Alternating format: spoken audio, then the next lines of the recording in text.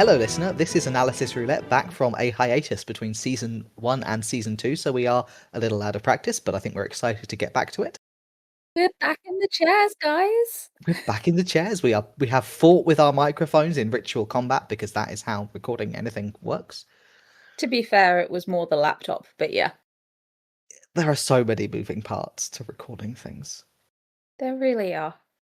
And I'm not saying it was better with magnetic tape, because I don't think it was, but I think there were fewer components, just all of them were more complicated, or at least more difficult to use.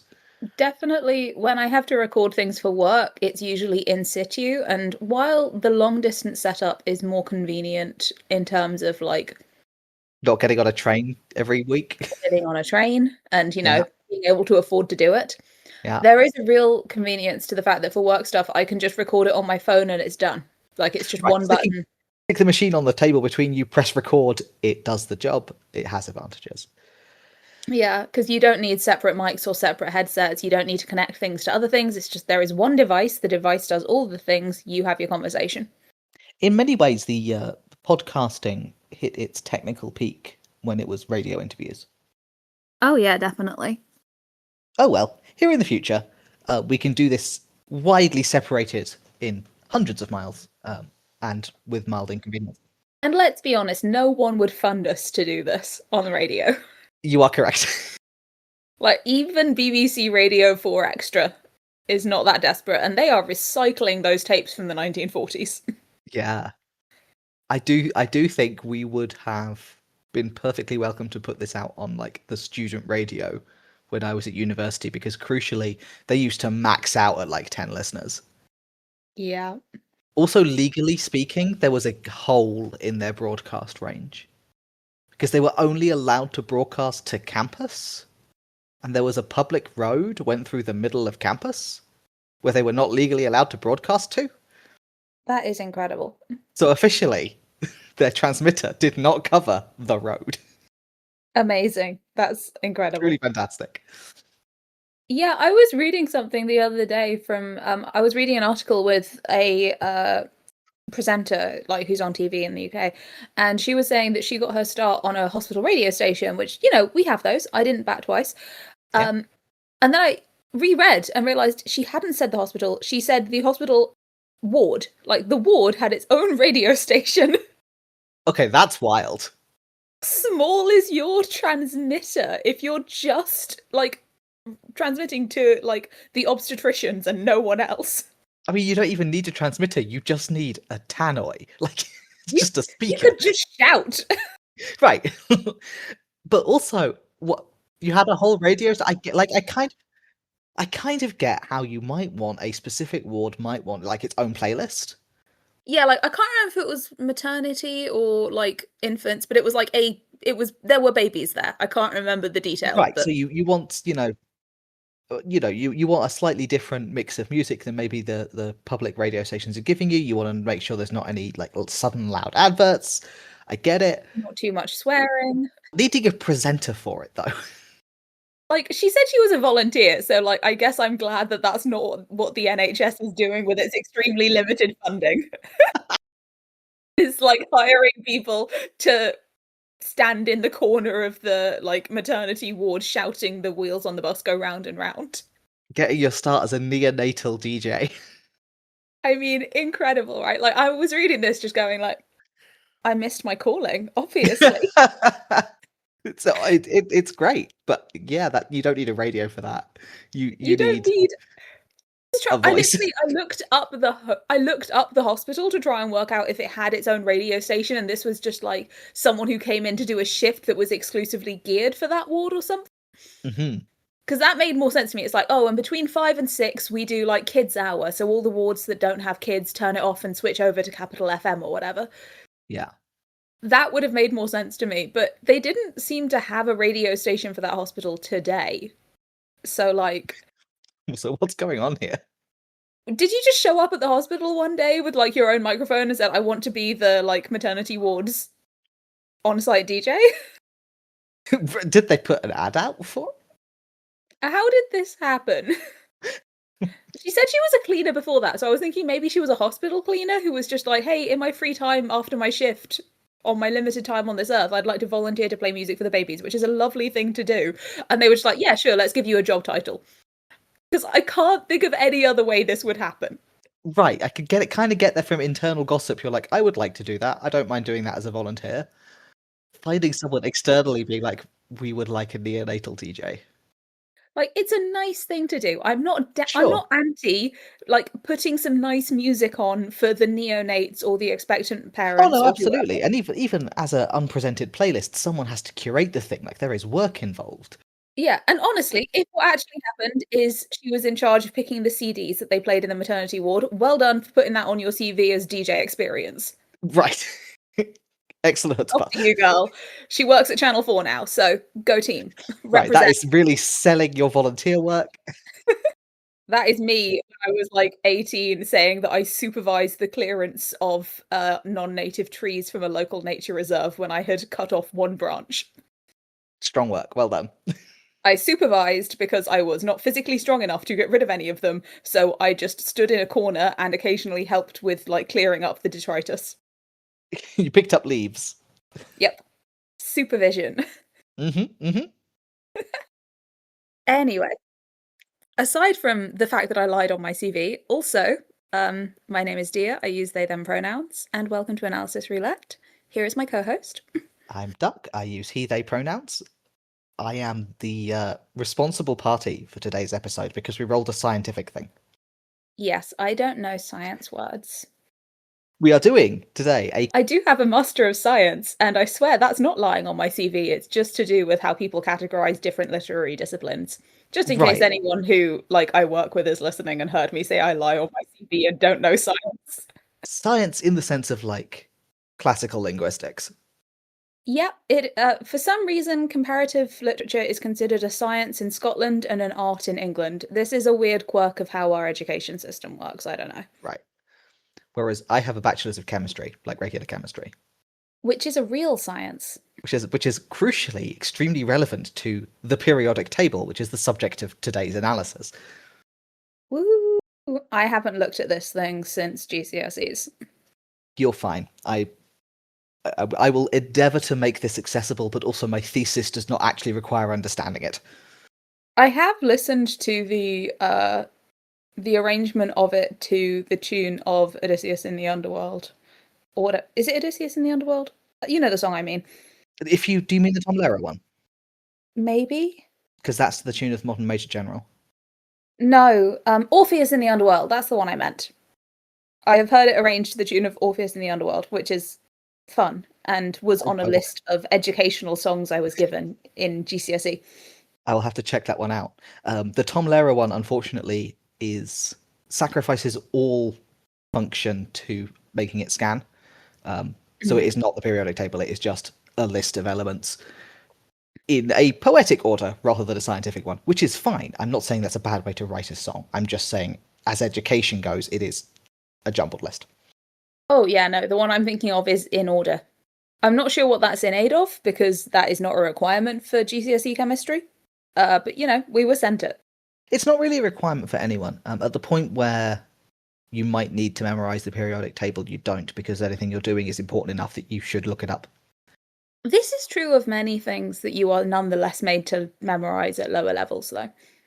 It's true. It's true. We place a cultural importance on learning things by heart that is not always borne out by how you can use the thing.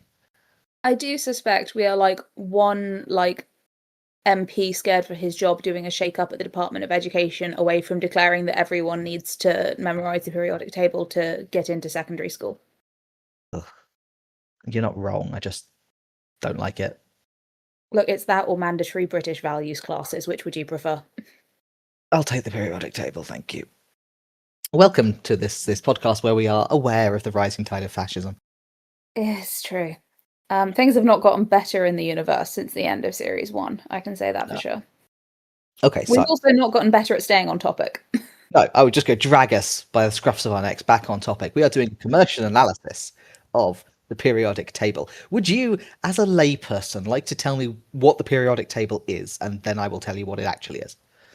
Okay, my understanding is that it is a way of arranging all of the elements, so that's like, you know, the chemical elements, not the classical elements or anything else like that, in a way that both arranges them by atomic number and also therefore groups them in like categories of like elements. That's pretty good. That is the end of my understanding of how and why. Like the fact that we could tell there were elements supposed to be there that we hadn't discovered yet still blows my mind, and I'm pretty sure I was told that when I was about 11. I still don't get it. That's still magic. No, that is the bit that made the whole thing work. So the periodic table, like as we know it, was put together by Dmitry Mendeleev in 1869, which is wildly early and also late. It's like we didn't know about any of this until 1869, but also we already knew this in 1869. But Mendeleev put it together, thus entering himself in the pantheon of chemistry. It's a real wheels on suitcases moment where you're kind of like, Yes. What do you mean we went to the moon before we put a wheel on a suitcase? like you think of all the things we did before the periodic table and all the things we did after, and you're like, look, I don't know what order this is meant to happen in, but it's definitely not the one we went Right, with. but this is incorrect. This cannot be right. So when he put it together, he wasn't the only one working on the problem. I mean, very few like scientific or technical advances are made by one person working on their own. That just isn't how it works. Layperson interruption. Could you explain to me the problem that this solves? I am just there's a paragraph. It's yes. Terrific. That'll do. Because the next sentence is he was building on about 50 years of previous attempts to get the elements arranged. Okay. And yeah, an element, I think you know what this is. I'm going to define it anyway for the listener who may not. An element is a flavor of atom. The textbook explanation is it is a kind of stuff that you can't break down into simpler kinds of stuff using chemistry. You would have to use nuclear physics to turn it into a different basic kind of thing. Okay. Water, not an element. It's made of hydrogen and oxygen. Oxygen is an element because you can't separate it into other things. All the oxygen in oxygen is just oxygen. Okay. Elements you have heard of: iron, carbon, sulfur, lead. Sure. You have not heard of elements like actinium, because why would you? It's very rare and it's not useful. Hey, that sounds mean. To the actinium? Yes. Had you heard of it? Well, you probably had because you had a song with the elements in it. And also, I'm looking at the periodic table right and also now. you're looking at the periodic table right now. Which has helped with my knowledge of elements for like at least the next 26 seconds. Yeah. No, there's a bunch of elements that are not like abundantly present on Earth or in many cases in the universe. And there's a bunch that there's tons of. There is loads of iron. There is loads of silicon and oxygen. Sure. We're made of quite a lot of them. We're made of quite a lot of them. There's a moderate amount of stuff like manganese. Sure. Which is a trace element, but abundant enough that it is in your biology. You know, it's you do get it from your diet. It is around, but it's not everywhere. And then there's on the modern periodic table, some of those elements don't exist in the natural world. They only exist because we made them. Okay. They didn't exist for very long in those cases because they're always extremely radioactive and almost immediately fall apart. Okay. Radioactive in this sense being a term that means liable to fall apart. Like that's what makes the activity, is the falling apart. Sure. So some of those things don't really exist, but you can make them. And on some of those, it's like it's oxygen. It's everywhere in the universe. Although upwards of 99% of the universe is either hydrogen or helium. Rock. The rock that we live on. Quite small amount of the universe. I mean, that makes sense. Space is mostly made of space, is my understanding. Space is mostly made of space, and most of what isn't space is suns. Like, we're on a relatively small amount of space that is not space. Yes. Yes. Or a giant flaming ball of helium. Right, exactly. Most of what isn't space is giant flaming balls of hydrogen, and then we're on a rock. There's not a lot of rock. Yeah. This tracks with my mental image of what space looks like. Mostly empty. Yeah. Well, the fantastic Night Vale phrase, mostly void, partially stars. Yes. Okay. So, Dr. Mendeleev has got a list of elements, along with their atomic weights, which is a thing that is difficult to weigh, but you can work it out if you know the trick. And he's not working completely from scratch. So people have been trying to put the elements into order since they invented elements, which did make it tricky, because sometimes they were trying to include light and heat as elements. Which makes sense, like, instinctively. Oh, absolutely. It's not that they were being stupid to put it in there. They were incorrect, but that's different from being ridiculous about it. Yeah. There are lists of elements that include phlogiston, which is the thing that makes things flammable. And the only problem with the theory of phlogiston is that when you get really good at weighing things, you discover it has negative mass. And you Sure. replace the theory of phlogiston with when things burn, they don't give off phlogiston, they take on oxygen. That makes And sense. now it all works out, and oxygen has positive mass, and we no longer think phlogiston is real. But until you could weigh it, it was a pretty good theory. It wasn't a Yeah. stupid theory, it was just wrong. I mean, let's be honest, none of us who doesn't have any kind of, like, advanced sciences education actually understands fire. Oh, absolutely. No, Like, I that mean, is the thing that really needs to be taught to adults. fire, it turns out, despite being one of the basic units of existence, is really complicated. Yeah.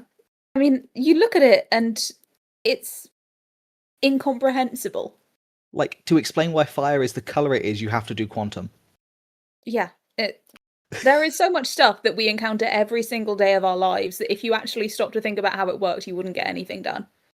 Right. No idea how computers work, not a clue. Yeah. Like, I know they've got silicon chips in them, but how they work? No idea. And there is stuff that you're like, you know, I'm sure someone out there understands that no one does, which is even more terrifying. Right. And then sometimes you're like, oh, this process that we use, like, there is a chemical process that involves an electron changing its spin, which in many models of the universe should be impossible. Yep. We use it to light fire exit signs. As you should. That's what we do with phosphorescence. There are many models of the universe in which phosphorescence is simply impossible. Also, it happens all the time. Yeah, it's like What that tells you is the I had model is incomplete. All models are wrong. It's not that magic is happening, it's that the model is wrong. No, it's But we don't also, understand lots of things that we know for sure happen. Like, I right, remember once exactly. I had, like, some childhood ailment, I don't remember what, but, I was quite nervous, so my dad was like, "Sorry, doctor, could you talk through how all of this works and why?" And the doctor was like, "Actually, no." I'm like, Right, "I we can don't tell you for actually. sure this will help, but why? I got nothing." There are quite a number of effective and safe and commonly used medications about which we don't have a theorized method of operation. We don't know why they work. Lithium. We've been using lithium to treat mental health problems since ancient Greece, and we still don't know why. We have no idea. We Right. know that if you lick rocks, sometimes it makes your brain less scared of stuff. Why? Um, Only specific rocks, these nice rocks that make baths nice. If you lick enough of those, you will be less crazy. That's yeah. mad. Honestly. If you And wrote yet, that into a novel, no one would read it because it would be about magic bath rocks that give you sanity. right, it's skipping out on your world building. You need to give me some explanation of why the rocks work. And I'm like, no, I'm just using real life. We don't know why the rocks work. Nobody knows why the rocks work. And it is not the only drug about which that is true. Some things just work. We don't know why. There are Um, many of them. We just have to accept that about the universe we live in. yeah. Or, like, go and get PhDs in advanced chemistry or biology or whatever floats your boat. Right. But, like, we can't all do that. Someone has to do everything else. Right. Someone probably understands a lot better than I do why the glow that makes fire exit signs work is not physically impossible. But in the models that I learned, it's very surprising. And also, honestly, even if nobody knows that better than you do, which is unlikely, but, like, even if nobody knew that better than you do, I think you just can't think about all of that stuff that you don't know without, like, injuring yourself. There's so much of the world that I do not know that, We are yeah, not you built can't dwell to on it. comprehend the, like, Lovecraftian horror of how many things we don't understand. Yeah. You never see a cat having this problem. That's why they've got life sorted. Cats do not worry about phosphorescence. They do sometimes lick rocks. They do lick rocks. Okay. So what you're trying to explain when you try to put the elements in an arrangement, like why you need an arrangement and not just a list in order, Mhm. is that some elements behave like each other. Sure. Um, I observe that some of them are rocks and some of them are metals. right, but also some of the metals are very similar in certain ways. Sure. So copper is quite a lot like silver, which is quite a lot like gold. Right. Whereas, like, the alkali metals, I understand how they are grouped together because I vaguely remember that being in GCSE chemistry. Right. No, yeah, exactly. Which is those things on the sort of the first column of the table, lithium and sodium and potassium all kind of behave quite like each other. Which are, I think, the ones that they still teach about flame tests in schools. So most Yeah, people because they have can actually dramatic understand. colours. Yes, nice, helpful, dramatic colours to memorize. And there's one of them is scarier than the other one, so you get taught about dangerous chemicals and how to not lick them, which is a valuable lesson. Do not lick the lithium. Occasionally lick the lithium salts, but lithium in itself we store in oil because if you let it get wet, it explodes. Yeah, you don't want that to happen inside you, It's bad it to happen inside you. or at all, but especially inside you. So chemists have been working out through the 19th century that these like repetitions, Mm. they're often in threes. They could have three things that are like each other. Hmm. And then they're also often in eights, as in they are eight apart. Like you've got Right. fluorine that behaves in certain ways, and you've got chlorine, which is 8 elements later if you count by weight, and behaves quite a lot like fluorine. Okay. Sorry, new question. How were Uh-huh. we weighing elements that early on? I do not fully remember. Fair enough. Continue. Um, and I don't think it's how we would now do it because I don't know what tools they had. Yeah, I don't know. I don't know. I think it's to do with, if you have a known amount of one thing and then you can react it with another thing and you have some left over, you have more or less of it. Okay, that makes sense. Um, but I'm going to go with in quite a complicated fashion. This also makes sense. Yeah. Yeah, I don't think it was easy. I think they had to be very clever to do it. Um, but their list that they had was pretty good in terms of how heavy things were by the time Mendeleev was putting his stuff together. But the trouble is all the rules only work sometimes. Like there are repeating patterns, but they all break down. Right. Like you get up to like element 18 and then you get to element 90, it's like, well, this doesn't fit at all. So what Mendeleev did, and again, he was not the only person doing this, but he was the person whose version of the table like gained wide acceptance. What he did was include the gaps. You can fix a lot of problems with the patterns breaking down if you include some gaps. And they are not empty gaps. They're gaps where an element ought to be, but in 1869, we don't think we've found it yet. Right. So you put the gap in to make things line up further down the line. You say there should be something in that hole. And because I have this theory that things that are like vertically above each other in these groups are similar, so gold and silver and copper all in a group, I've got a gap in this group. That means I have a theory about the properties of this thing when we find it. Okay. You can say this gap, this is an element we haven't found yet, but when we do, it'll weigh about this much and it'll behave like a heavier kind of lead. And then you can be Okay. right, which helps a lot with proving the theory. That does usually help. With Right. many things, being right Right, it helps. helps with many things, but especially with making a scientific prediction, it really helps. And if we go and look, we find lead, which has the obvious chemical abbreviation of PB for plumbum, as in a plumb bob, the thing you use to like check something is vertical. I mean, this is Um, obvious to me, but I suspect. right, but you're a classicist. To me, I'm a Yeah, chemist. I'm like, oh yeah, it's one of those weird ones. we no longer live in a world where you are required to understand both of those things to do chemistry. Right, and eventually we did find fluorovium. Honestly, bring back mandatory Latin for chemists. It'd be funny. It would really help. Like even just like a half term of like Yeah. these are what Latin words mean would really help. The way that they do like a crash course in Latin for medical students at some Yeah, universities, we just exactly. have a like even shorter one for chemists where it's like you don't Just need like body parts, just here's stuff. this is going to come up. You are going to need to know the Latin definitions of cis and trans, but also of like meta, para, and ortho. Yeah. You know, like It's how gonna come it's up. genuinely helpful in life to know what the various prefixes and suffixes and infixes in the English language are. Yes. And like one of the easiest ways to do that is to just suffer through Caecilius est in Horto. I should probably suffer. I should probably pick up Caecilius est in Horto. If only so that It's I great. understand the references all my friends make. You've chosen those friends. You did this to yourself. Absolutely. I love my friends. And the tendency of all my friends to know more Latin than me is one of their many lovable traits. You know, there has to be one person who doesn't get the joke, or it's no fun telling them. I am providing the important social function of being the person to whom the joke can be explained so everyone can enjoy being clever. Yes. We appreciate you. Thank you. What I do know about is the periodic table. But the thing is that interesting here is that you also know about the periodic table. Mhm. Just from basic education, you are familiar with this. Even if you don't know anything about it.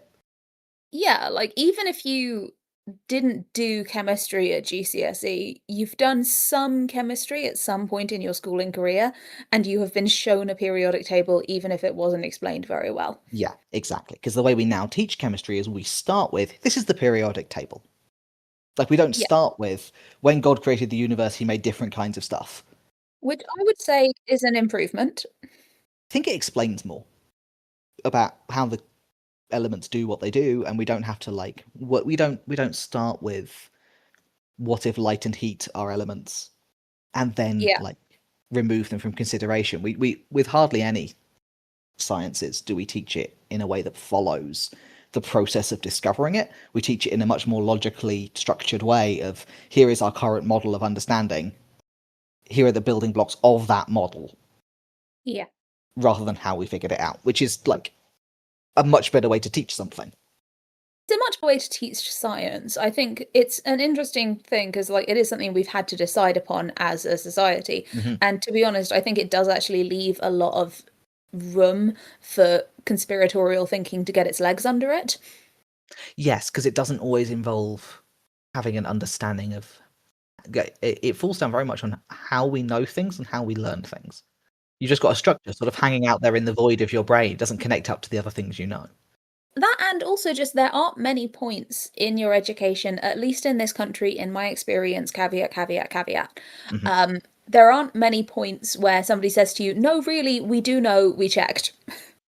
Yes. They will show you how to check individual bits of it so you understand the concept of checking, but you're very rarely reassured, like, no, really, we did check that this is true before we taught it to you. Yeah. Because no one has in ages, because we're very sure. Right. Or by no one, I mean like no one who is within the secondary school system. I'm sure people in universities are regularly doing things that prove the periodic table of elements to be correct.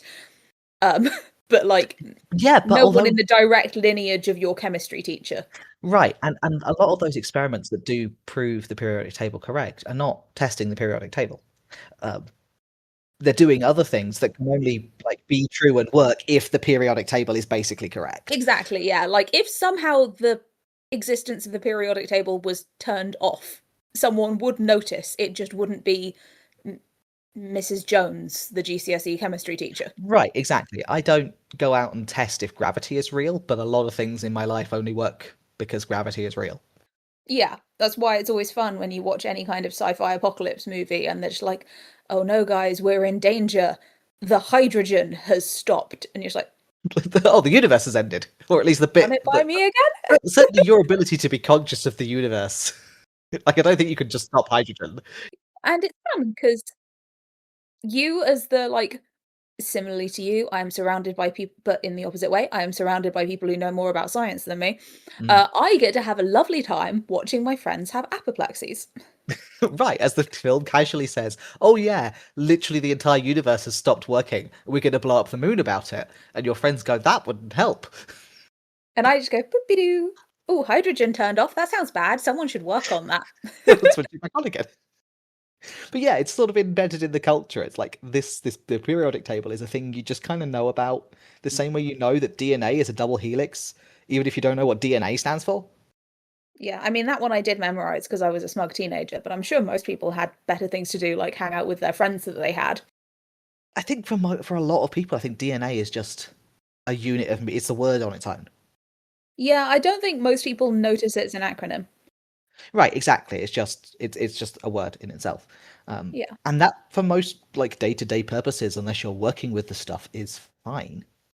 But you recognize the shape and you can like the shape has an iconicity about it. Yeah, and again, I think those like embedded models of science are a really big part of our like shared cultural foundation. And also the fact that none of us really understand them or know how we know them or know like for sure that it's true. We just believe people who told us it is. Those are all important parts of how we have a societal understanding of the universe. Right. I personally have not tested the existence of Australia. Yeah, like we can't all check everything. We wouldn't have time to get anything done. We have to believe the people that tell us these Right. things. I have not been to Australia. I don't know if it's there. Except Yeah. I am confident that it is there because I don't believe that there will be any Australia-sized conspiracy. Way back when we did our flat earth episode, it didn't make the Mhm. episode, but like one of my main questions was what's the deal with flat earthers from Australia? What do they think's going on? Right. Which is a Where fair do they question. think they are? As far as I can tell, they think they're like around the edge, like Yeah, further away from the center on the flat disk. but that's so much more provable. Like that is It's so much more provable than like, oh, Australia over there is like in a weird place. No way we can prove or disprove that. The country we're in right now is a different shape than we think it is. Super provable. yeah, yeah, I mean, it's not my idea of a good time, but you could definitely do a road trip across Australia measuring your distance as you went.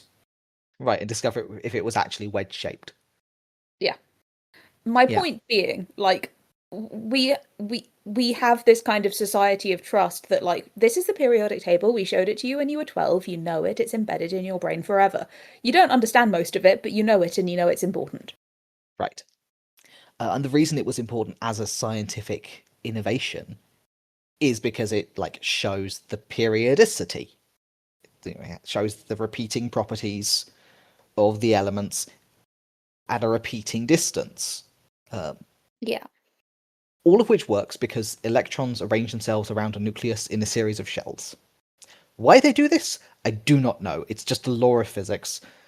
Light has a speed limit, and electrons fill out shells. Somebody probably knows, but I think they are doing much harder mathematics than I want to get engaged with. And they probably have better things to do than explain it to us. They are busy doing science, and I am making a podcast. Like, I am sure that the people who do know that are like out there building rockets or curing cancer or doing chemistry things that I can't even understand well enough to come up with an impressive chemistry thing off the top of my Yeah, head. they are doing experiments where I don't understand the question. Yeah. It just does this, which they didn't know when they were inventing the periodic table. That was all a mystery. But yeah, now we know it. Now we can explain the shape of the periodic table. We just sort of point at the table and go, the electrons do that, and it's Yeah. simple. It was not simple when they figured it out. They had a lot of arguments about the noble gases and also whether luminiferous ether fit into the table. Oh, I love the luminiferous ether. I adore the luminiferous ether. I'm working on I have a sci-fi universe in which I'm working on various books and novellas and things, which it starts from the principle that the luminiferous ether is real. Um, I want it to be real. It's just got such a lovely name. I've always thought it would be a great name for a pet. yes, luminiferous ether, dear listener, is much like phlogiston. It doesn't exist, but at the time they were speculating about it, it made sense. Luminiferous ether is the idea that light, which is a wave, you can prove with experiments, needs a medium through which to be a wave. Like a wave in water needs the water to be there, so light needs something to wiggle to make the wave. And that's the luminiferous ether. We don't think it exists anymore because now we have invented quantum, which says light is also a particle, and a particle doesn't need a medium. A particle can just go to a place. Sure. Like many things that we used to believe, it honestly makes more sense than what we now believe to be true. Right. Partly it just turns out that the universe is in many ways fundamentally stupid. Quantum is real. Quantum is also dumb. Well, the universe wasn't put together by somebody writing a science fiction novel who wanted everything to be like at least mildly digestible Right. to a newcomer. To exist, the universe does not have to be explicable. It doesn't have to make sense. It doesn't have to be a satisfying set of laws. The laws just have to work. Like, even if you believe that the universe was created, it wasn't created to be explained to people in like a max 4-page info dump. Right. It's as a creative thing, it's okay for it to be really complicated. Because everybody who's ever going to have to interact with it also has to live in it and like get through the day without thinking about quantum. Yeah, it's like your brain doesn't have to do pattern recognition in a way that makes sense. It just has to do it in a way that works. There's no evolutionary advantage in doing it in a way that makes sense if the other way also works. Yeah. With the result that this table that we are all familiar with isn't really Mendeleev's table. It's a different shape, actually. It's got a bunch of stuff in that he didn't put in there. It doesn't have a couple of things that he did. And our explanation for it is one that he wasn't able to have. You know, we have discovered electron shells. He didn't know about those, but we still like occasionally call it Mendeleev's table. Sure. Shoulders for giants and all that. Right. He gets credit for inventing the thing, even if it's no longer his thing. Yeah. So I sent you, just before we started recording, a series of links to images that are all products you can buy on the internet. I like living in a time when we could buy things off the internet. It makes recording my podcasts much easier. Also, they are very aesthetically pleasing periodic tables. Yeah, and that first set of 3, they're all like real periodic tables. Does that make sense? Yeah. Yeah, they've got different levels of information on. So there's one for kids, which is very bright colors, just has like the element symbols and names on, which I would describe as a teaching aid. Yeah. There's like a regular one in the middle. That's like the normal one you look at, which has the atomic numbers. It has the weights to a couple of decimal places. It's good for the high school work. It's good for teaching about chemical groups. Yeah. These are both familiar to me as things that were in my primary and secondary schools, respectively, even if I didn't interact with them much. Yeah, exactly. And like that middle one, you wouldn't use it for theoretical chemical research, but it's probably fine. Yeah, it's fine for quite a lot of practical scientific uses. This would be plenty for checking your chemical equations and your weight calculations for a synthesis, where you don't need to know the weight to 4 decimal places. You're not Yeah. doing anything that precise. The third one is a link to a fairly uncommercial, although you can still buy it as a poster. You can buy all of these as posters, which is why I felt it valid to include them in the commercial analysis. Sure. But that third one is like a high precision tool. It looks precise. It's gnarly. It has a lot more words on it than the other ones. Right, and if you click on any of the little symbols, it'll give you even more information. It has a lot more words that I don't know on it than the other two. It's got high precision weights to like hydrogens in there to about 6 significant figures, I think. Sure. I'm afraid it is a lie to children that hydrogen weighs 1. Hydrogen does not weigh 1. Hydrogen weighs like 1.008, blah blah blah. And if you click through on any of the symbols, you get even like very technical information. You get the electron shell configuration and the oxidation states and the ionization energy, sorts of things where you first have to have an hour-long seminar about what that word means before the table information is useful to you. Sure. It still has the color-coded blocks. The first 2 have like really bright colors. The scientific one has like nice pastel shades. Yes, it's very pretty. But like it's nice pastel shades and plain black text. It's very readable. Yeah. So the colors are there for information, but not really for aesthetics. Sure. This is a table that does not explain itself. This is a reference work. Yeah. And you can buy any one of these, like any one of these posters. You can buy them as a poster. You can put them on the wall. They are commercially available, but they're commercial versions of a real scientific tool. Yep. Okay. I'm now going to send you some additional links. Because I looked at the first set of pictures and I was like, okay, that's enough pictures to have sitting there in our way at once. I will do a second set of 3 now. I feel like we should be able to, and I do say should be able to share these on our various social medias in order so that if anybody does want to follow along, we are giving descriptions as we go, but also we will post these somewhere you can see them. Yeah, no, I won't build them into the YouTube video because of copyright reasons, but I can link them in the show notes. So you'll be able to go and look at these in order. They'll be linked in the show notes, and also we will do a post on our social medias, putting them all in one place in order if that's easier for you. Yeah, we can absolutely do that. Yeah. So this first one, which is entitled "The Periodic Table of Fictional Minerals," and you know it's cool because it's instead of an O in fictional, it's got like an atom symbol. Very funky. Yep. Yeah. This is a purely fictional work. This is just a grab bag of fictional materials, and it's upfront about that. I'm not saying it's deceptive. It's telling you what it is. Oh, I love the layout. It's very beautifully made. It's very nicely put together. This is an attractive piece of work. But looking through it closely, you will find that the order and arrangement of those fictional materials is fairly arbitrary. They've got this sort of... They're grouped by color according to loosely the source, like was it from films or TV or comics? Yeah. But there's no periodicity to it. So if you go down a column, there's no repeating pattern. Well, there's also no numbers or anything. Yeah, exactly. Yeah, there's no numbers on it. There's one element that is called Illyrium 115, but it's too heavy for the spot that it's in, which is the sort of thing that only a chemist would notice. Sure. I sure didn't. Yeah, it's about like 8 elements too early to weigh 115. They also they're described as fictional metals. Many of them are non-metallic. That's not really important. It's just like artistic liberty. It doesn't have any numbers on it. What it indicates as like the source of a particular material is really the owner of the IP. So one of the entries here is necrodermis. Necrodermis is a fictional, we know that, but it's a living metal. Yeah. Used abundantly by the Necrons in Warhammer 40k. I like the Necrons. What this table gives us the source of that isn't 40k, it's GW, which you would know if you know the thing is Games Workshop, who own the IP. Okay. Yes, I noticed that the comic book section is predominantly M and DC, with a couple of exceptions. For Marvel and DC. Yeah. What does DC stand for? Detective Comics. I was guessing the C was probably comics.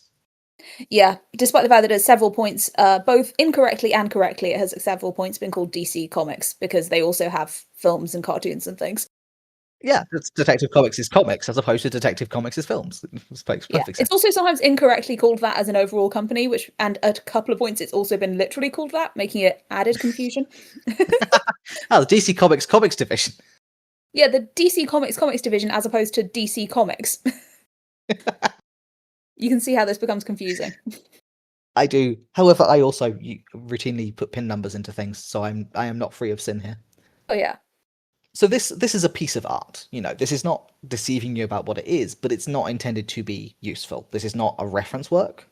No, it's relying on your recognition of the periodic table as a thing in science. Right, exactly. Which and is a in-joke that nobody listening will get, but it is a phrase that I have used far too often in my life for an adult. Periodic table is a thing in science.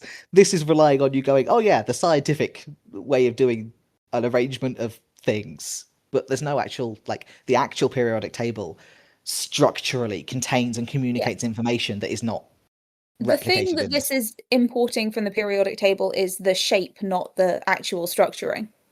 Right. This is a piece of art that is meant for an enthusiast of like general nerd culture to enjoy and like test the comprehensiveness of their knowledge. That's the kind of joy you're supposed to get out of it. It's one of those nerd merch things that I can't buy because it would get on my nerves that there's a few I don't know, so I would have to go and play video games I didn't enjoy just to know all of them. Just to find out what necrodermis was. Yeah. Yeah. What is Illyrium 115? Otherwise, it would just bother me having it on my wall, because what if one day someone came into my house and quizzed me on my art? Right, exactly. The second one of the things I've sent you, which has been framed up as a picture to put on your wall, but I strongly suspect you'd be able to get on like a mouse mat or whatever. It looks like it would be on a mug. It looks like it would be on a mug to me. It looks like a mug design. It's got that simplicity to it where you can still recognize it, shrunk down to mug size. And also it's like chunkier than the real periodic table, which could be because they couldn't think of enough things, but I think is more likely because they wanted it to be a bit more square. Yeah, it's much more compact. It's not quite the right shape, but they've made it symmetrical. Yeah. So this is a a set of people, places, and plants associated with the Lake District. Not the Great Lakes; those are in North America. This is the Lake District in the UK.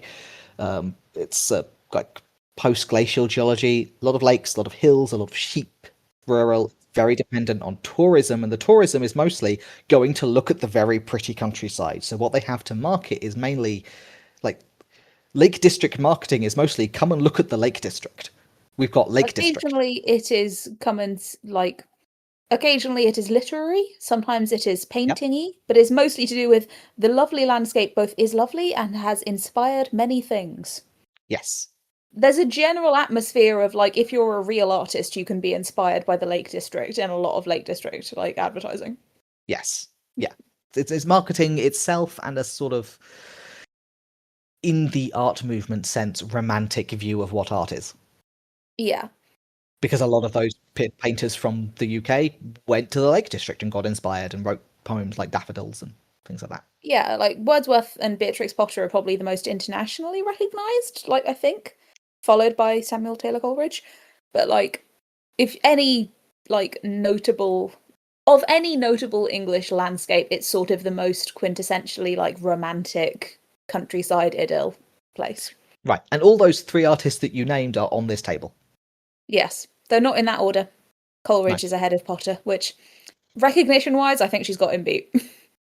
Probably, but like respectability. Yeah, but like people really like little rabbits in outfits. I do really like Beatrix Potter and the Little Rabbits in Outfits. It's true. International renown. And to be fair, looking at the landmarks and attractions, there is way more Beatrix Potter. There's no attempt again at periodicity in this. Like, there's no order in which things. This is not even making an attempt to imitate like real geography. There's just a It's not loose grouping really into. making an attempt to replicate the periodic table either. No, they just got some zones and they put some stuff in the zones, and you get Like the everything impression. is 2 letters. The numbers are just 1, 2, 3, 4, 5, Yeah, and the shape isn't the same shape. yeah, and you kind of get the impression that the people and plants are in there because they needed more things to fill out the chart once they ran out of recognizable geography. It seems plausible. The Lake District is big, but it's not that big. Well, this is the thing, is they haven't run out of actual geography, because they could have got on putting in smaller lakes and streams and villages no one has heard of. But that's the Sure. problem, is no one has heard of them, so they're not good marketing. And people wouldn't tick them off on their like when they go back through look over the mug in the hotel. Exactly. This is a marketing object even more than a piece of art. This is a souvenir that exists to make you say, oh yes, the Lake District, let's go and visit that again. Yeah. Or a thing that you use to tell or like to prompt you to tell your friends and neighbours about how lovely the Lake District is. Right. Oh, well, you've got a new mug. Oh, yes, it's from my holidays. And now the person you're talking to might go and visit the Lake District. So this is a commercial object in the sense of not only can you buy this thing, but the purpose of this thing is to get you to buy things. The things being holidays in the Lake District. Which is, the Lake District's main export. Right. The Lake District sells visits to the Lake District and adverts for visiting the Lake District because there's not a lot of industry in the Lake District, but there is a lot of people who like pretty landscapes. Yeah. The third one Yeah. in that set I've just sent you describes itself as a periodic table of Minecraft, and I found it being sold in the kind of place where you can have this printed on any object of your desire. Primarily t-shirts, but you could put it on a mug, you could put it on a poster, you could put it on a mouse mat, you could put it on a baby grow. You could. And that would be a adorable gamer baby. Right, exactly. However, I have to say that this Minecraft periodic table is horrible and it upsets me. It doesn't look masterfully laid out to my layperson's eye. Right, I mean, the shape isn't exactly right, but that bothers me less because if you'd, done it with attention to what a periodic table is, you would get a different shape from Minecraft than you do from the universe. Sure. But this is horrible. There's numbers all over it. Sometimes there's more than one number, but not always. Sure. I think the numbers are an internal reference based on, the order the blocks were added into the game, which is why sometimes they seem to have, subtypes. Okay. But then they should be vertical, and they're in horizontal, so this is wrong. This table is not periodic. There are repeating themes that you could structurally represent here, and they have not. This offends me because you could do an interesting thing with it, and instead they've done it badly. Sure. And this is the one you can get on a t-shirt, not the much better version I saw on someone's DeviantArt page where they'd thought about the ordering. This one is pure a commercial product. The world is very cruel to you. Yeah, but this is the sort of thing you get in our like current state of fashion. It's honestly difficult to find ornament that isn't advertising. Yep. Like it is hard to find a t-shirt with a design on it unless the design says play Minecraft or buy this shirt. Yeah. Like if you want to go and find a t-shirt that's just got a pretty leaf on it, it's really difficult. You can do it, but on the high street, good luck. Yeah, it's increasingly difficult to find sort of non-logo art. Yeah. I find it really frustrating because I don't like to wear logos in advertising, but I would like to wear something other than block colors. Yeah, I don't want to pay for the privilege of advertising your product. Right. But that's the Pay current me. fashion is like everything's got an advert on it. It's got a really recognizable IP or it's got the store's logo. Genuinely hard to just find something with like a flower on it. And we have, as a society, been convinced that like the better the logo you're advertising, the like better you are. Mm-hmm. Mm-hmm. And you get this weird pseudo luxury, like pseudo status thing, where there's a level of designer where it's an expensive item that is just like the logo of the designer is what Yeah, you're paying for. And if you were the sort of person who could afford to live in designer clothes, you wouldn't wear that one. You'd wear the things they actually make. yeah, You wouldn't wear the Dolce & Gabbana necklace because you'd just be wearing the clothes, but those are expensive. So instead you're wearing the necklace, which is advertising your ability to buy an item from them. yeah. Humans and culture are complex. Like I don't even know that I've named a problem there. I have just observed a thing. Well, I think the thing for me is like it's a problem in that it is not optional. Like Yes. it is very difficult if you want to live a life where you are not a walking billboard. You have to go out of your way to a ludicrous extent. Yeah. You have to get content with wearing an awful lot of block colors because you can't have something with stripes on. You can only have something with logos. I mean, like, think about, like, okay, product placement in movies. Obviously, sometimes it is incredibly obvious, but also sometimes you look at something you don't know if it's product placement or not. Because if you look around your house right now, or wherever you are listening to this, how many brands can you see? Right. How many things can you look at and recognize this is where that object is from? And it's like a lot. It's a lot. And also, like, we are pattern seeking monkeys. Like, these things are designed to be recognizable.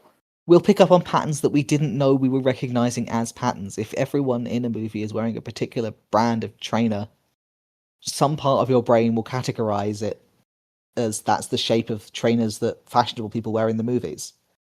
Yeah. You won't even necessarily know what the brand is. It's just that when you see something that is that shape later, you'll go, aha, a fashionable trainer.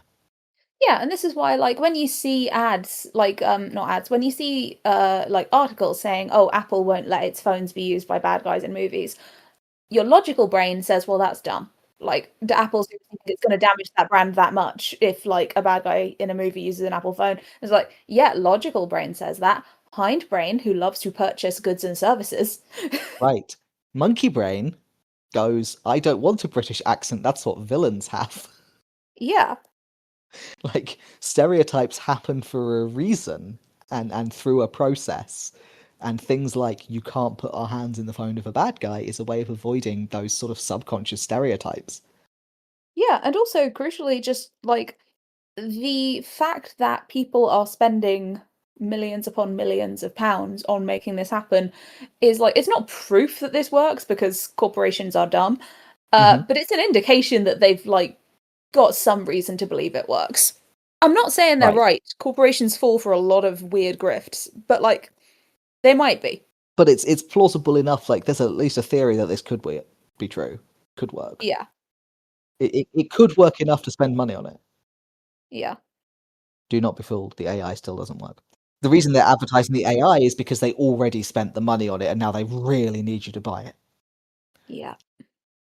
Or rather, they need you to use it for free so much that when they inevitably jack the prices up, you don't remember how to not use it and you are forced to pay. Do not fall for it. Do not use the free AI. Correct. If you're going to use AI, I don't think you should, but if you're going to, get used to paying for it now. Don't fall for it. Yeah. No, it is the same fundamental business plan as Uber, which is underprice everyone else until they go out of business, and then everyone has to use your thing, at which point you can make a profit on it. Only in this case, what's supposed to go out of business is your personal ability to like write an email. Yeah. I don't think that'll work because I think writing an email is actually very easy. Rather, I think that like the mechanisms we have for teaching people to write emails who don't already know how to do that or already struggle to do that are better than ChatGPT. Yeah. Because the mechanisms we have are like using a template or asking a friend, both of which require the exact same amount of energy and time as asking ChatGPT and don't require you to bring a fact checker. Right. Crucially, if you use a template and the template says put in your name, your place of work, the amount that you are offering to pay, those things will all be the things you actually wanted to be in there and not something the computer thought you should want to be in there. Yeah. Don't use the AI. It's bad at even the things that it can do. Just don't do it. You're killing the planet and I will lie to you for free. Exactly. We should start a second podcast that is just we lie to the listener for half an hour and call it a day. Like openly, not deceptively. Just be like, this is the one where we lie to you, and then we lie to them. It's the exact same podcast with the exact same analysis, except it's not true. Except it's not true. Exactly. Just you rock up and go, yeah, so the periodic table of elements is a school of flamenco dance that was invented in 1927. Exactly. And I would listen to that. That would be great. I'm here for it. See, you don't need ChatGPT. We're both here. I also think we've just discovered the lowest effort possible way to do our bonus episodes, which is we just do the show and it's lies. We just do the show again, but this time we lie. Amazing. Yeah. No questions. So, back on topic. On topic. We're professionals. All of those like pieces of art, so the comprehensive nerd piece, the Lake District souvenir, and the low effort Minecraft advertising, all of those pieces of art are mimicking the shape of a scientific tool. Yeah. Like they don't explain the tool, they don't use the structure of it, it doesn't have the embedded information, they don't do anything with the periodicity of the periodic table. That's not something the artists find important. So they aren't replicating the reason that the table is laid out the way it is, but they do all assume you know what the periodic table looks like, and the art only really works as art if you do recognize that shape. Otherwise, it's just this glob of squares with weird abbreviations in. Sure, yeah.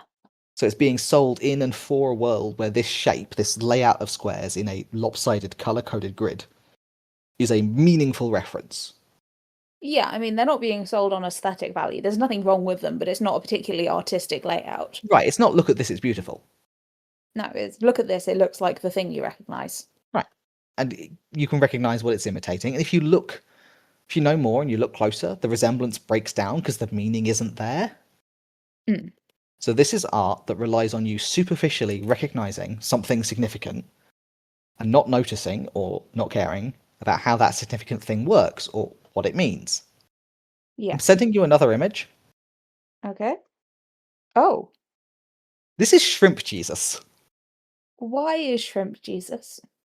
Because this is an image that relies on a superficial recognition of a significant thing and immediately breaks down if you try thinking about what it's trying to say or why it looks like that. I don't like it. No, I don't like it. I think it is aesthetically not attractive. Why is one of his pecs also a shrimp? Although a lot of his body is shrimps. Yeah, no, a lot is shrimps, but the asymmetrical boob shrimp... You don't like all the shrimps on the front face one direction? No. I really don't like the little bit of exposed, like, regular Jesus chest.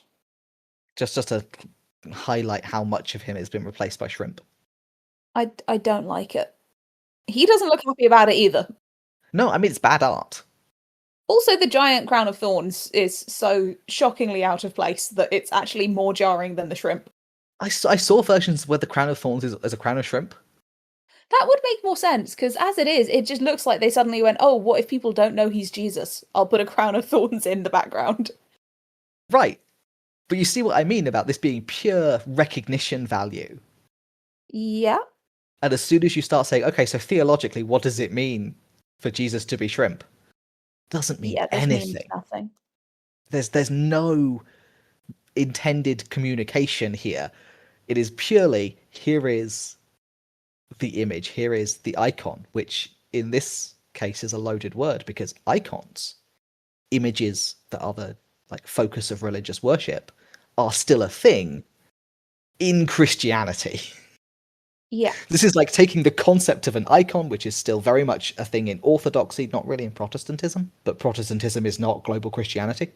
Right. They're taking that and plugging it into an AI that has regurgitated that crossed with shrimp. Yeah. And then someone has posted it on Facebook saying, I made this with my own hands, and attaching a completely meaningless, like, God loves you username to it. Mm-hmm.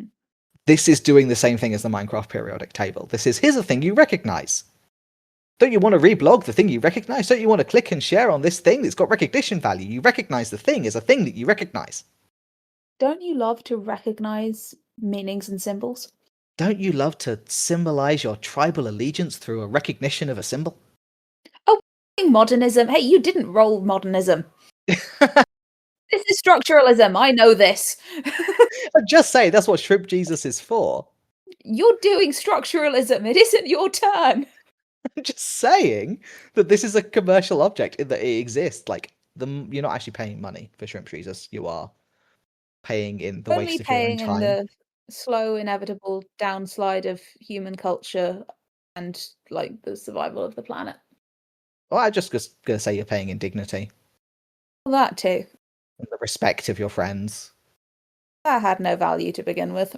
Not if you were posting Shrimp Jesus on Facebook, no. Yeah.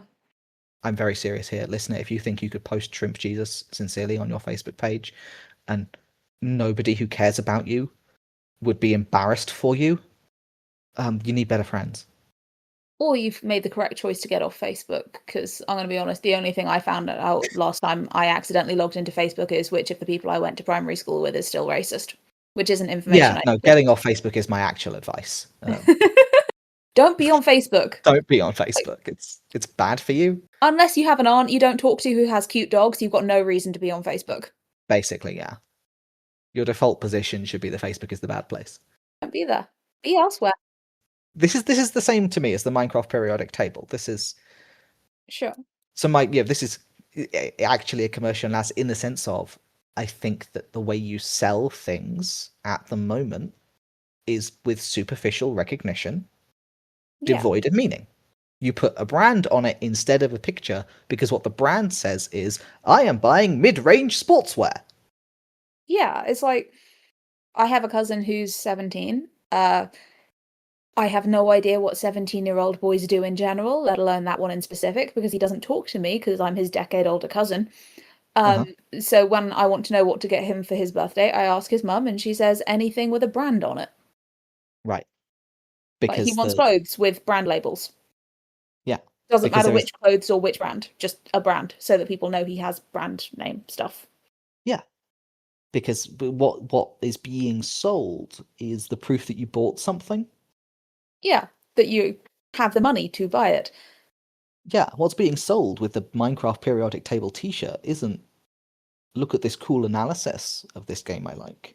It's just, I like Minecraft. I can afford a special nerd t-shirt for Minecraft. And it's also appealing to the desire to find like-minded individuals. You are putting out a tribal call of, I am a Minecraft person, come and talk to me Minecraft people. And people will pay money for the ability to do that. Yeah, and there are specific social gatherings. Like I would go to a certain number of nerd conventions, and at those specifically, the graphic t-shirt of, look at the things I'm into, has a utility that in my daily life it does not. Yeah. I'm a D&D player is a useful thing to advertise at a con where I might get to hang out with D&D people. Not so helpful to me doing my grocery shopping. Yeah, I mean, I'm currently single, and I've recently joked that the best way for me to find a like-minded individual is to either go to a witchy meetup wearing a comic book shirt or a comic meetup wearing some kind of classical meme, and Right. just like roll the Venn diagram. Right, that's at least enough to go for coffee and hang out and not Yeah, stare awkwardly at each other. we'll probably be able to have at least a 3/4 of an hour conversation, even if it turns out we're not a great match. Right, because you've got two things in common, and that's something. That'll get you through coffee. And you know, I suppose if you post Shrimp Jesus on your Facebook, you are successfully going to train not just the algorithm, but the people who might follow or not follow you on Facebook about whether they've got things in common with you. Yeah. It's not functionless on a social level, but all its content is that social signaling, because there is no theological content to Shrimp Jesus. No, of course not. And it's replacing other ways of doing that social signaling. And I'm not saying it's better or worse, but I am saying it's more expensive than other ways of doing that social signaling. Yeah, it's in order to social signal, you must spend the money. You cannot, you can't just put the hanky in the other pocket. You've got to Yeah. buy a different hanky. It's like the first time I marched with Pride, I had a like hand sewn flag shirt because I was broke, but I did have thread. And other people also had handmade stuff. These days at Pride in London, that's incredibly rare to see because there is more rainbow stuff available, which is great. You can get t-shirts with Ace Pride and Genderqueer Pride and all kinds of things that just weren't around when I was a teenager.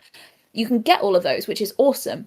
But that also has the knock-on effect of more people are having to spend money to have those things because the habit, the skill, the respect from other people of hand making them has declined in tandem with the availability of them through conventional means rising.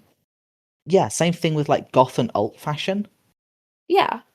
Like, instead of get a lace petticoat and modify it, it's like buy a special goth skirt. Yeah, like, look, I dress pretty goth on some occasions, not on all occasions, but I've never set foot in a goth shop because you can actually do that just with well, as mentioned in our last bonus episode, black negligee and jacket. Right. I have the opposite problem with goth shops, is that I, as a person with a physical body, am not fashionable enough to be sold things by fashion. Yeah. I'm too fat to buy goth clothes. I can make them or I can have none. Exactly. Like we talked about the financial exclusion and social exclusion available, but also it excludes people who just physically can't buy the stuff that is being sold. Right. And it's not, I am legitimately quite fat, but also a lot of alt and goth stuff will top out at about size 16 or 18, which is about average size. Yeah, the UK average size for a woman, at least, I'm not sure about across genders, is about a size 16, give or take. Right. So if you are average size, you are at the top end of the range of the fashionable item. That's Because half you're not of fashionable. all people can't have Half of nice all things. people can't have nice things, which is the weird edge of commerciality, where that seems like a large market that no one wants to cater to because they're not fashionable, which is weird. Well, it's the valuation of the brand because we live in a very fat-phobic society, and if there are fat people going around wearing your clothes, other people will see them and associate those clothes with slovenliness and untidiness and unfashionableness and not buy your clothes. And that's why you can't put the iPhone in the hand of a villain in the movies. Exactly. Full circle. We're so good at this. Planned. We're brilliant. Yeah. So I just kept noticing, looking through this stuff, setting up the analysis of yeah, you can buy all this stuff, but most of the time what you're buying is just simple recognition. Not even an effortful or meaningful imitation, which in some of these you could do. You could set these things up to have periodicity and to communicate structural information, but you haven't done that. You've just gone, here's the shape of a thing you recognize. Isn't that cool? Well, it's like buying posters. Obviously, many of these are available as posters. The thing that's always bothered me about buying posters is you kind of are given a choice of your interests or art. Yeah, you can't have something you're interested in that is also nice to look at. Yeah. And yeah, they exist. Very small range of the things you are interested in that are already considered sufficiently artistic. Yeah. Yeah, I can buy fan art, certain media properties I'm interested in, and some of that art is good enough that I would like to look at it. But its selling point is not really, this thing is beautiful, it's this thing has all your favourite characters on. Yeah. And a lot of the time, if you go through like official means of getting art of your favorite things, the art is rubbish. Not because it's like aesthetically unappealing, but because its purpose is to cram in the thing you recognize more than to look aesthetically balanced or pleasing. So you get a lot of posters that are just a crowd of people in a very static pose because they wanted to fit every actor onto the poster. Yeah, yeah, no, the movie poster style where it's like an explosion or like a starscape or whatever in the background, and then it's the main character's face like in the middle, and then they're surrounded by this halo of all the minor characters' faces. Yeah. And you're just like, right, but that's just like Not some appealing. guys. I don't want a picture of some guys. I want a picture of that cool scene from the movie you made that looked great and I wanted to look at more. Yeah, like back when I was paying for Netflix, which is a few years ago now, so they may have changed this by now. But they had a very strong house style of, these are the prestige dramas that we make in house, and the primary thumbnail for all of them is main character's face in 3/4 angle. No content, just face. Is this an explosion show or like a detective show or like a Lord of the Rings show? Like, you do make different things, but the advert for all of them is actor's face. And the thing is, I am 100% sure that this is one of those things where it's like algorithmic feeds, right? If you Yeah, yeah. ask people, nobody says they want algorithmic feeds. But also, we are like stimulation seeking creatures, and if we are given algorithmic feeds, we use them way more than if we are given like chronological feeds. Right. It's not just directing where your attention goes, it's keeping your attention on the product, which is the thing that is showing you the content. Like the product of Facebook is Facebook. Yeah. A chronological feed means you check everything until you get to where you left off yesterday, and you go, right, I have now caught up with all my Facebook friends, I shall log off Facebook for the day. That's the button they never want you to press. Yeah. If it's algorithmic, you can never be sure you've seen everything from everyone you care about, so you keep scrolling. And also, if it's algorithmic, they can serve you more things that generate engagement, which is the other thing that they sell, which is you clicking buttons. Yeah. Clickbait and rage bait are as rife as they are because they do in fact get people to click. People share things that make them angry, often to say, look how bad this is, or to argue with it, but that's still sharing it, which means you are still engaging, which means you are still on the platform. And like, I'm sure that these kinds of posters and t-shirts and things we're complaining about are the same thing. Like, if you sat a room full of people down and asked every one of them, like, would you rather the poster for I don't know, the new Avengers movie, be a big photo of this actor's face or a beautiful, like, watercolor illustration of the Marvel universe? Everyone's gonna say watercolor illustration. Nobody wants a photo of, like, Robert Downey Jr.'s face on their wall. But I am also equally sure that when they actually go and test that on the market, more people go and see the movie that they saw a picture of Robert Downey Jr. for. Yeah, because what works as advertising and what works as art are not the same thing. Yeah. I'm not saying that advertising is not art. I just want to be clear on that. Like, I don't believe in like distilling the artistic efforts of people who do it for the love of the craft versus for a paycheck. Like, no, that's not a thing. What I mean is that the fact that we are being convinced to use adverts as like a means of expressing ourselves is limiting, Yeah, because adverts are only ever going to serve one true purpose, which is to make someone else money. And I don't intend to express my personality by saying which corporations I want to give my money to. right, exactly. I want a sense of self and a means of expressing myself that is not, I am a person who advertises Gucci versus Dolce & Gabbana. I don't want the first version of myself that is created in the mind of another person to be about consumption. Right. I don't want them to notice, above all else, where I shop Yeah. or what popular product I want to advertise. This is partly why I enjoy goth fashion, because all you advertise with goth fashion is, look, I like bats. Which I do.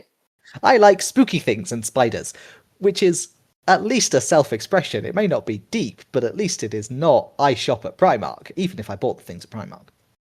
Yeah. And also just like it's not that like those items aren't even necessarily desirable. There are lots of like very appealing clothes that have like a logo as their main design. I own and wear many of them. It's the universality of it that is what bothers me. Yeah, like if Gucci make a really cool top that has the Gucci logo on it, I'm like, cool, that's a cool top. I'm not anti the top. If your only options are Gucci top or like plain, that is kind of annoying. Right. And every brand is doing it. Especially because there are categories of people, which, as we discussed with like fat people, as we touched on with queer people, a brand could at any time decide are like not good for their brand image. Right. Because if your purpose is to be a walking advert for brand, then you are reliant on your usability as an advert to continue having things. Right. There is no such thing as high street availability of trans specific underwear. Sure. Like both binding on the top and tucking on the bottom, that's a specific underwear structure. It's not that it's difficult to make. A binder is not a difficult object to make if you are already making underwear and shapewear. But if you are the high street shop that offers trans underwear, you're going to lose a lot of custom from the transphobes. It's just not worth it to offer that product because it will make you the queer shop instead of next. And also, this is actually something I think about a lot, which is the sort of parabolic nature of representation, which is when you're the only shop in town, you'll do good business. Yeah, because all of the people who would like to buy a binder will come to your shop. And businesses know that, which is, say, like 10, 15 years ago, even when there were very, very few movies with, let's say, black protagonists. Like everybody who was black or just gave a quarter of a fuck about their black friends went to see Black Panther because they had to. You couldn't not do it Because it was you the had black to film make available. it was the black film available, and there was an understanding culturally that if people Yeah. didn't show up for this, there wouldn't be any more. You have to prove there's a market. You have to reward financially the making of this film or they won't do it again. Exactly. But then once you do get to, and look, I am not saying we are there, but we are like, let's say 2 millimeters closer to there. Right, we have now had Black Panther and also a number of other films with black protagonists. They've made like at least 3 films with black protagonists that aren't about racism. Yeah. Sorry, that was just so bleak a sentence. They've made like at least 3, so a lot of people sort of kind of forget they're in a fight about this, and people stop going, well, I don't actually want to see. Like, do you know how many people I know who went to see Love, Simon that did not want to see that movie at all? Right, but it was the only It was one, the and you have queer to prove movie. it. You couldn't not go and see it because then they wouldn't make more. And out of this sort of begrudging obedience to the whims of the market, we went, okay, we will turn up and prove that these movies are profitable if you keep making them. But the movie studios know that it's not a one and done, but it's pretty close. Right. You only get a couple of shots at being the one that'll make it happen before either it doesn't happen and people give up, or it does happen and people go, oh cool, I don't have to show up to every single movie with a black protagonist whether I'm interested or not to Right. like You make now those have to movies sell continue me to this exist. movie. You have to have at least one other selling point for this movie, like at least a genre, something. Like you notice this a lot with, I remember this with this is such a nerdy like example for this, but you've all heard series 1, you know what's happening.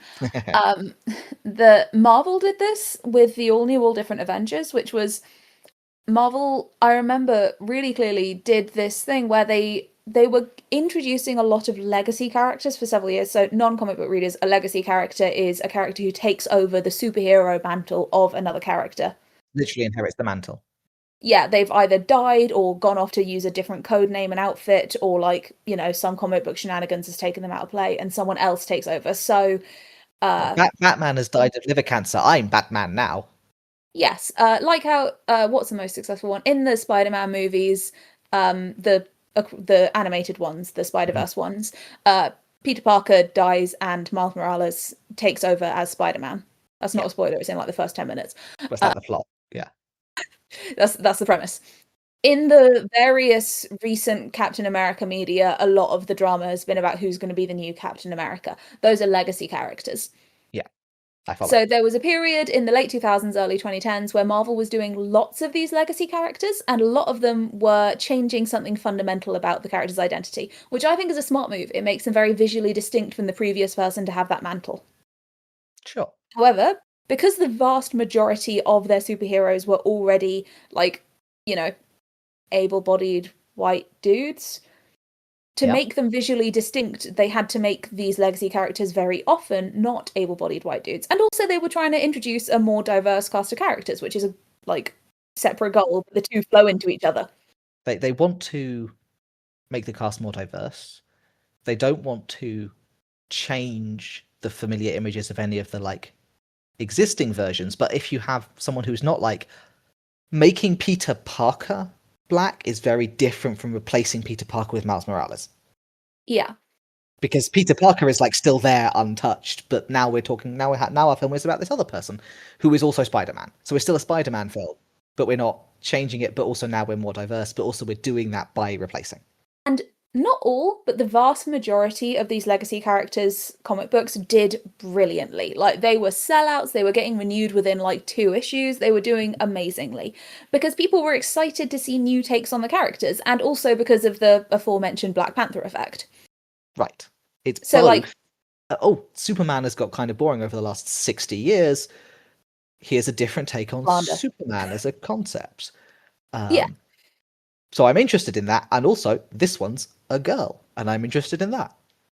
Yeah, and so you would get around the same time you got, Ms. Marvel is now a Pakistani girl. I wonder how that's different. I'm excited to see that. And/or I'm Pakistani. I want them to make more Pakistani comics. I must go and buy it. This is the one, the only one I will ever buy. The one I can read. Yeah. You would get Thor was Jane Foster for a while. That was cool. Mm-hmm. It was a new take on the character. Also, I want to see a lady shoot lightning. Hell yeah. Yeah, exactly. Again, Spider-Man's a great example. Miles Morales is the Afro-Hispanic Spider-Man. A lot of people wanted to see what they did with the character and were engaged. A lot of people also wanted to see an Afro-Hispanic super character. Right, and didn't really so much care that it was Spider-Man as that it was available. He's anyone, literally anyone. Yeah, exactly. He's a guy. Wouldn't have cared if this was the new Batman and Robin, just...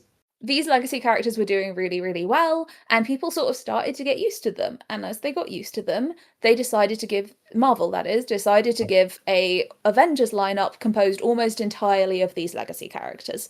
Though that was the all-new, all-different Avengers, which was led by Tony Stark, Iron Man, but the rest of the team was mostly young-ish, not all young, but young-leaning, legacy characters. So you had the Kamala Khan's Ms. Marvel, I think Miles Morales' Spider-Man was in it. Jane Foster's Thor was definitely in it. That kind of crowd. Mm-hmm. Within about 3 issues, Marvel was announcing this was a colossal flop. Everyone hates diversity. We must go back to no diversity ever. Interesting.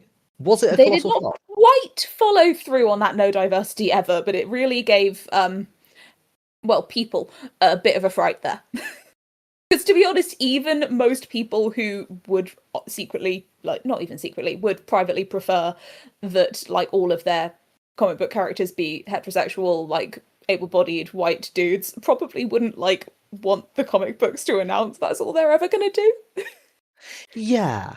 Yeah, you don't want you don't want to read the announcement that's we are no longer doing anything except straight able-bodied white men. Well, it's more just I think even most people who look, I actually think, this is my personal, this is my personal opinion. I think it's fine if you're only interested in stories about people like you. Mm-hmm. I don't think that's a moral problem. I think that's the sort of story you like to read. I think it's a problem if you insist that's the only sort of story that should exist. But if you personally only want to read, comic books where the protagonists are like you, that's fine. Right. You should extend the grace that other people should also be able to read comic books where the protagonists are like them. Yeah, it's not my thing. I actually don't read anything where I relate too closely to the protagonist because it makes me remember I hate myself. But Funny. You do you, guys. It is mostly guys. It is mostly guys. But you can think that, and that can be your preferred type of thing to read, and still not want the guy commissioning those stories to go, we've decided to give it up on everyone except white men. We're only about white men now. Right. Even as the person supposedly being catered to, you might be that's a bad look, buddy. I have moral issues with this. Like, this might be more convenient for me, but I think you might actually be a fascist, so I guess Right, and I think it is a do. sort of basic bit of moral reasoning that if the fascism is convenient for you, it's still bad. And, like, look, I'm not gonna say there weren't people who were like, "Hell yeah, diversity bad." This was, like, 2011 or whatever. There were a lot of people being like, "Oh yeah, diversity fails, lol." Yeah. Um, Owning the libs. oh, the libs were owned that day, that announcement. But there were also a decent contingent of people being like, "Hey, I actually don't like any of these characters and prefer the original flavor of Thor and Spider-Man, and also think this is a weird thing for Marvel to say." But the thing that always interested me about that is, look, I never found, and I looked, any, like, consistent metrics for how that stuff performed. Mhm. But from what I did see, which there are some like figures of how well it sold, it didn't seem to me like it sold that much worse than a lot of other runs. It seemed to me like their predictions for it were astronomical. Right, it's not that it sold badly, it's that they were assuming it was going to get the "this is the only thing available" boost. Well, they assumed it was going to get the "this is the only thing available" boost from like 6 different demographics.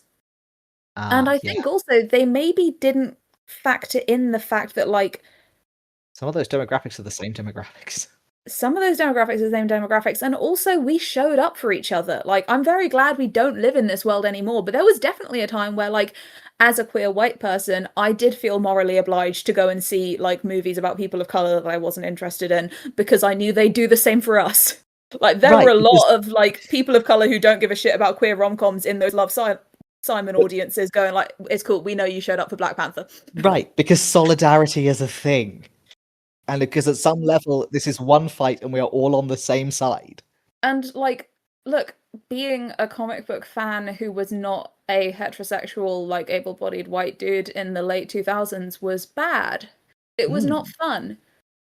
I cannot express to you, like, I think people now think the whole fake geek girl thing was kind of a joke. I need to express, I cannot tell you how many people walked up to me in public and would follow me down the street if I was wearing a Batman t-shirt, asking me to prove I was a real Batman fan.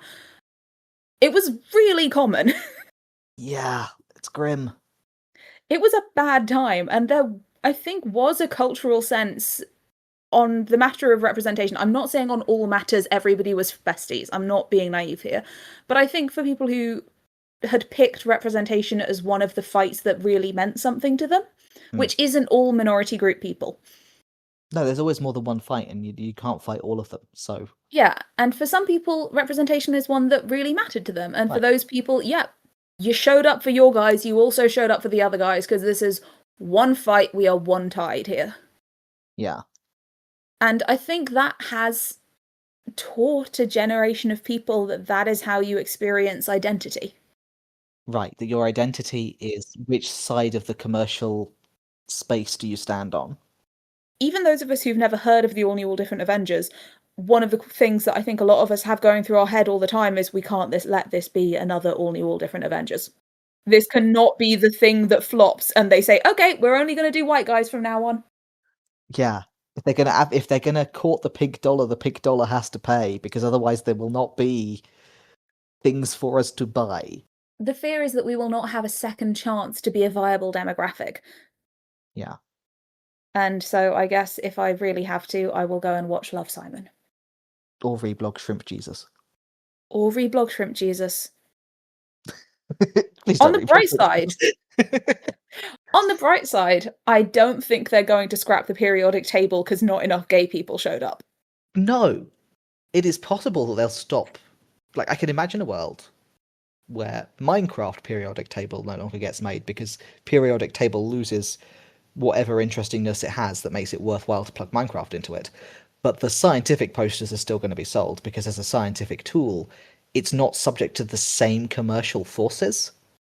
The Yeah. merch can go away, but the periodic table probably doesn't. Unless we figure out that we've been wrong the whole time. Until the hydrogen turns off. Until the hydrogen turns off, and I don't know what that's going to do to like the paper that it's printed on. Well, that was comprehensive. That was really fun. And I didn't have to understand as many long words as I was scared of. I promised you that you would not really have to understand the periodic table, and I'm glad I delivered. I do feel like I now understand a bit more about the periodic table, but we were starting from a very low baseline. And then I plugged you into some commercial versions that probably wiped off that learning again. Oh, yeah, I've actually just had the commercial Minecraft one open, like, because it's still open in a tab. Yeah. Just sort of looking at it going like, I cannot identify what any of those are supposed to be because I don't play Minecraft. Compels me Yeah. though. No, I find One of the them looks like watermelon. I don't think that's a no, periodic that is a element in watermelon. Minecraft. Why it's been initialized to CA, I have no idea, but it is a watermelon. There's watermelons in Minecraft. Why is it CA? I don't know. I don't know why the jack-o'-lantern has been given the abbreviation CU, which is the real abbreviation for copper, which is also in Minecraft, but what that is a jack-o'-lantern. This baffles me. They did not put a lot of effort into this table. Okay, so I think what we can say is the moral of the story is if you're going to make periodic table merch, make it higher quality because Duck would really like you to. I would really appreciate that, thank you. And maybe let's all stop worrying about the all new, all different Avengers. Yeah. Which was a rubbish name for a comic book. It flopped because of actually artistic reasons. Who's going to buy the all new, all different Avengers? They hoped everyone. Why? They gave out the first issue on Free Comic Book Day like it was going to be a slam dunk. Like, people were going to get one taste of this. And that issue was just them in a fucking concrete room arguing the entire issue. Ooh. No one has ever flopped like they flopped. You need at least one explosion to sell the you want to hang out with these people for 26 issues.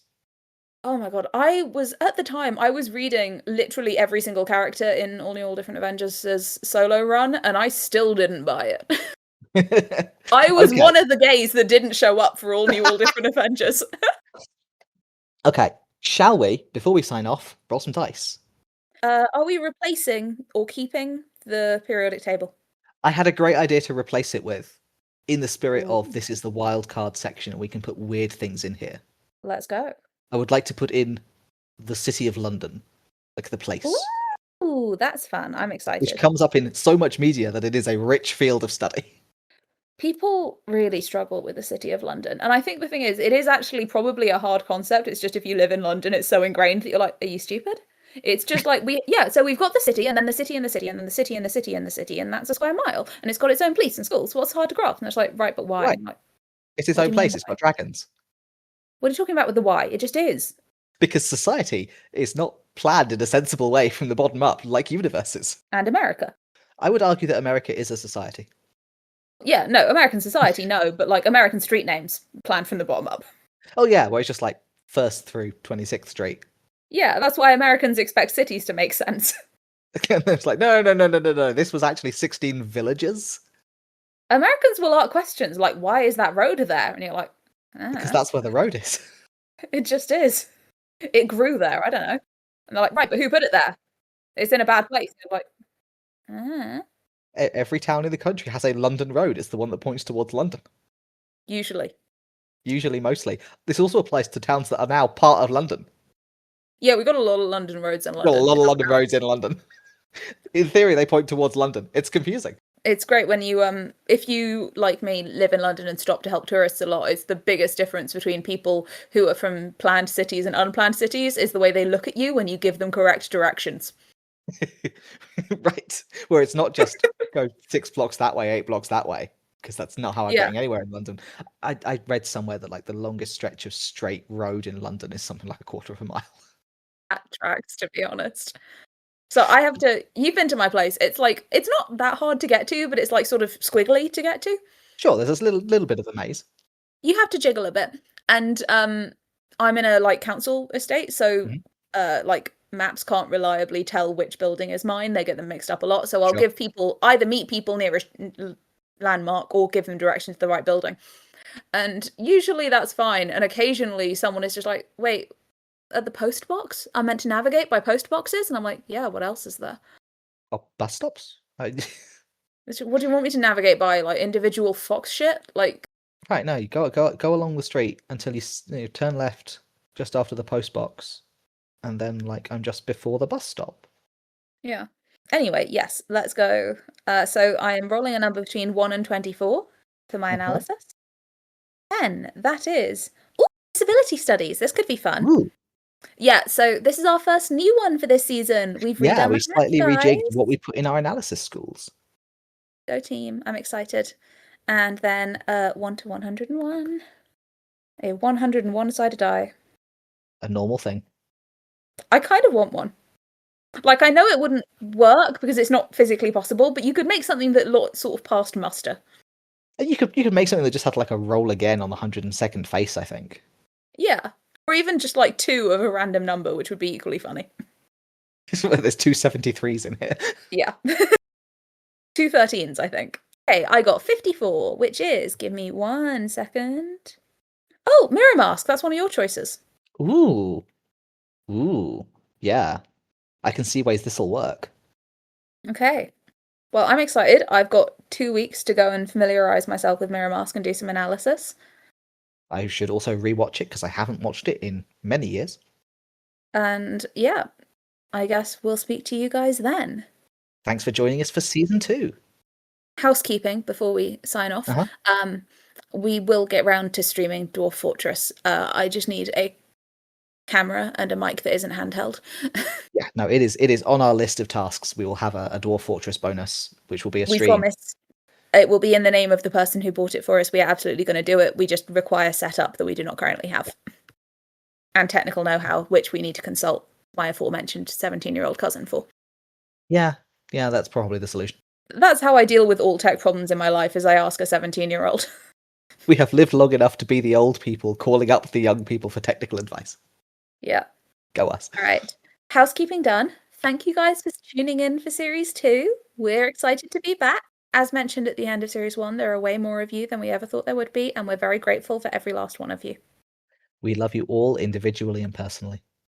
And if any of you works with me, ignore the stuff I said at the beginning about lying on my CV. I've never done that in my life. Good night, everyone. Bye-bye. Bye.